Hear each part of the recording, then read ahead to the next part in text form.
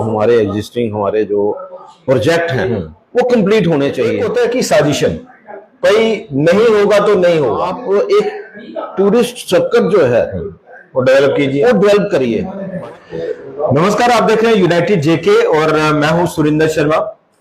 आज बहुत कुछ बदल गया है, नई जीएसटी रिजीम आज से लागू हो गई है और बड़ी बात यह है कि इससे सरकार का दावा है कि आम लोगों को बहुत हद तक फायदा होगा। आम जो मिडिल क्लास हो, अपर क्लास हो, लोअर क्लास हो, उसमें उनको बचत होगी। जो 28% स्लैब था जीएसटी का, उसको खत्म कर दिया है। बड़ी बात यह है कि व्यापारी, काम कारोबारी इस नई जीएसटी रिजीम को कैसे देख रहा है और क्या उम्मीद लगाए बैठे हैं, इस पर बातचीत के लिए, चर्चा के लिए हमारे साथ मौजूद है Arun Gupta ji, Jammu chamber of commerce and industries के प्रेसिडेंट हैं। अरुण जी, बहुत बहुत स्वागत है आपका। अरुण जी, जो व्यापारी हैं, काम कारोबारी हैं, वो कैसे देख रहे हैं इस जीएसटी रिजीम को, नई रिजीम जो आज से लागू हुई है, और क्या उम्मीद लगाकर बैठे हुए हैं? सुंदर जी, सबसे पहले तो मैं आज नवरात्रे के इस शुभ अवसर पर बहुत बहुत बधाई देता हूं सभी जम्मू वासियों को, अपनी शुभकामनाएं देता हूं। देखिए, एक 2017 में जब जीएसटी इंट्रोड्यूस किया गया, तब से लेकर के आज तक लगातार एक प्रयास जो है वो बिजनेसमैन की तरफ से, ऑर्गेनाइजेशंस की तरफ से, जो भी जो बिजनेस रिलेटेड ऑर्गेनाइजेशंस हैं, सभी तरफ से एक प्रयास हो रहा था कि जीएसटी को सिंप्लीफाई किया जाना चाहिए। काफी समय से इसकी मांग की जा रही थी और स्लैब रेट जो है वो बड़ा ही कंफ्यूज करते थे।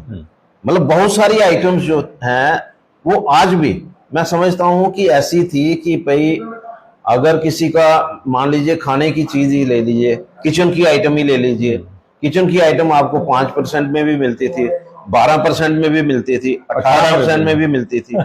तो ये जो कंफ्यूजन थे उसके लिए भी लोग परेशान थे। और दूसरा, एक स्लैब रेट इतने हायर साइड पे होने की वजह से महंगाई भी जो है वो चरम सीमा पर थी। लेकिन माननीय प्रधानमंत्री जी ने जिस तरह से एक प्रयास किया और देश को एक तोहफा दिया, मैं समझता हूं कि जम्मू के नहीं पूरे हिंदुस्तान के लोगों को एक बहुत बड़ा रिलीफ जो है वो माननीय प्रधानमंत्री जी ने दिया है।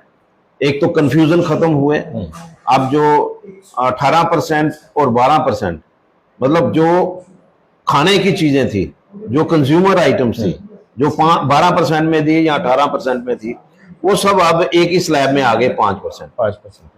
तो एक बहुत बड़ा रिलीफ जो है, एक मैं ये समझता हूं कि जो लोग middle class, lower middle class के लोग थे, जिनको अपने खाने की व्यवस्था करनी की चीजें हैं, तो उन लोगों के ऊपर उन लोगों को बहुत बड़ा रिलीफ जो है, जो सिंप्लीफाई करने की जो मांग की जा रही थी और उसमें जो इश्यूज थे वो अब कवर अप हो गए, क्लियर हो गए सारे। बिल्कुल, काफी चीजें क्लियर हो गई हैं। देखिए, ये एक अनएंडिंग प्रोसेस, कंटिन्यू प्रोसेस है, क्योंकि बहुत सारी चीजें जो हैं आज भी कहीं ना कहीं लोगों को परेशान कर रही होंगी, बिजनेसमैन को परेशान कर रही होंगी, इंडस्ट्री को परेशान कर रही होंगी। तो ये एक अनएंडिंग प्रोसेस है। लेकिन एक मैं ये कहता हूं कि जो मेजर पोर्शन है वो कवर हो गया है। बहुत सारी चीजें, अब मान लीजिए, अब बच्चों की पढ़ाई की बात करते हैं।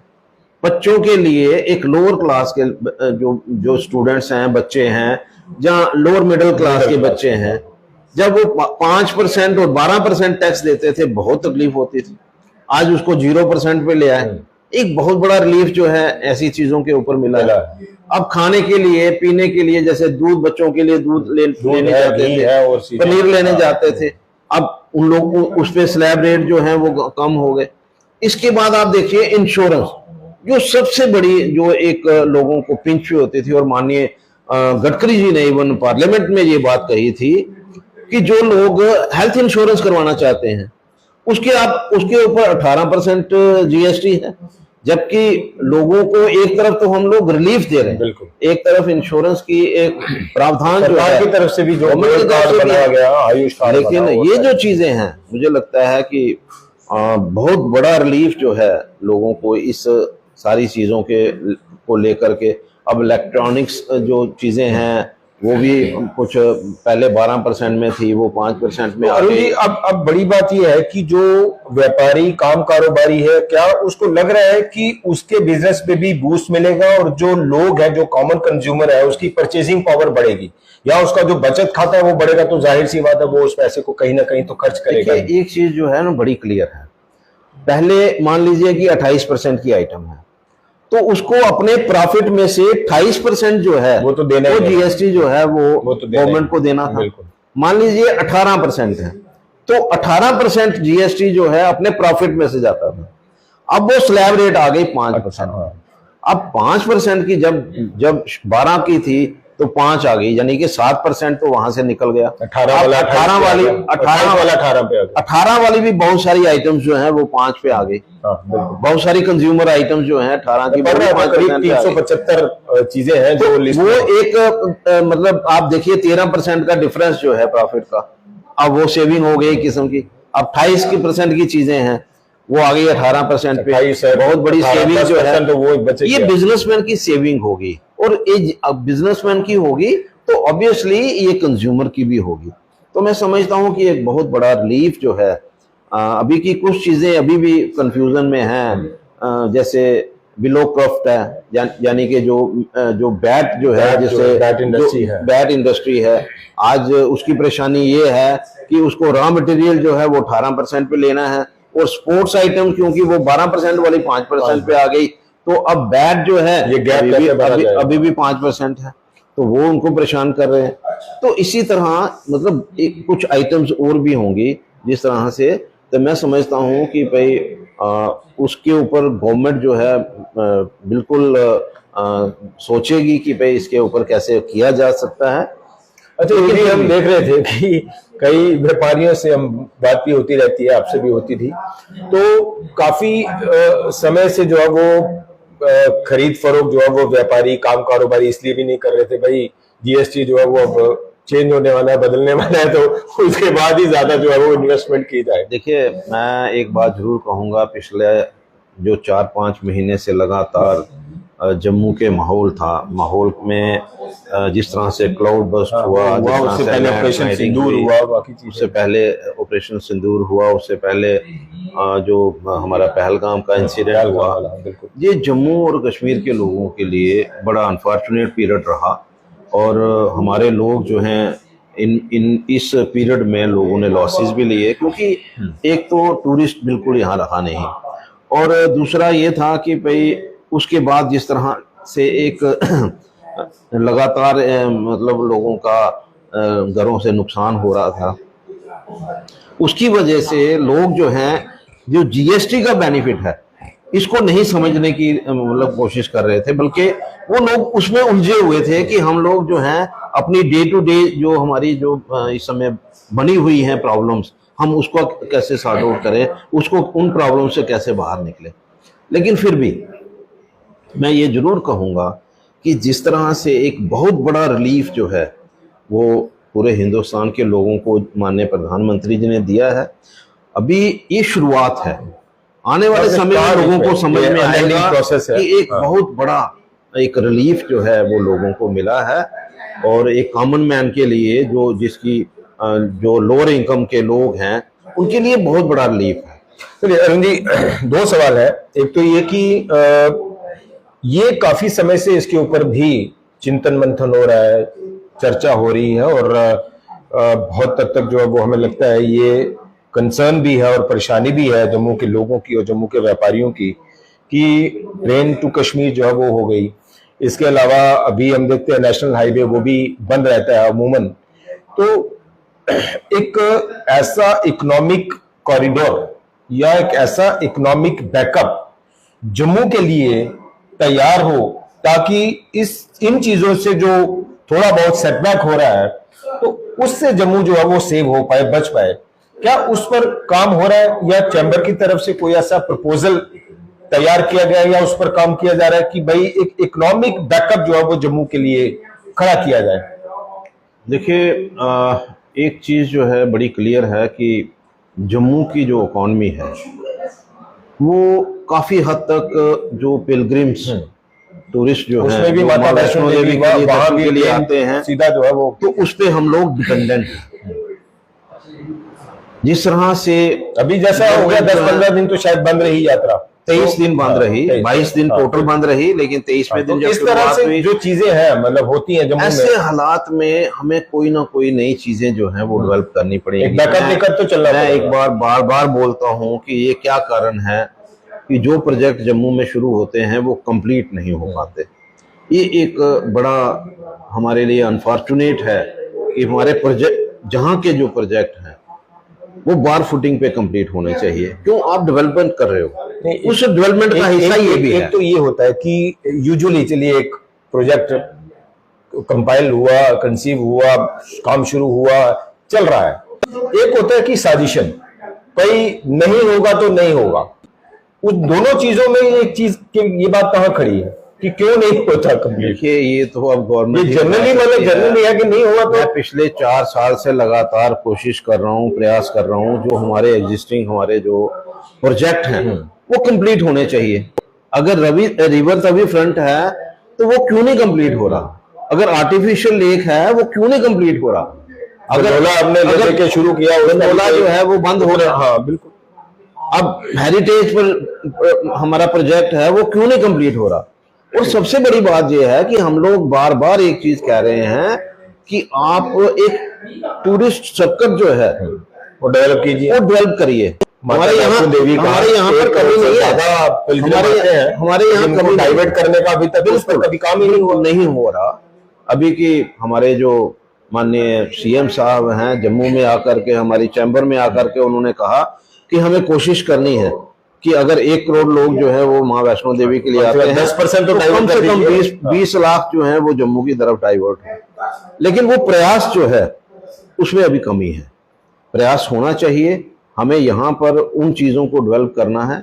एक तो हमें जो हमारे पिलग्रिम जो टूरिस्ट डेस्टिनेशंस हैं, अदर पिलग्रिम डेस्टिनेशंस जो है वो उनको उसके ऊपर फोकस करना है। और नई जो हमारे हिली एरियाज हैं वहां पर हमें रोड कनेक्टिविटी, उस पर हम दोबारा कभी आपसे चर्चा करेंगे। दूसरा सवाल मेरा ये था कि बहुत सारी चीजों पर जो है वो जीएसटी पहले खत्म भी हो गया था, ये जीएसटी नई रिजीम लागू होने से पहले भी।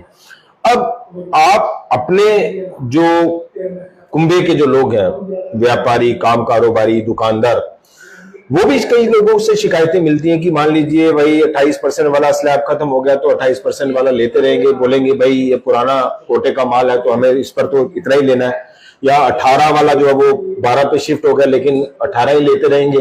तो इस तरह की शिकायतें भी देखी गई हैं, सिर्फ जम्मू कश्मीर में नहीं, other parts of the India वहां पे भी।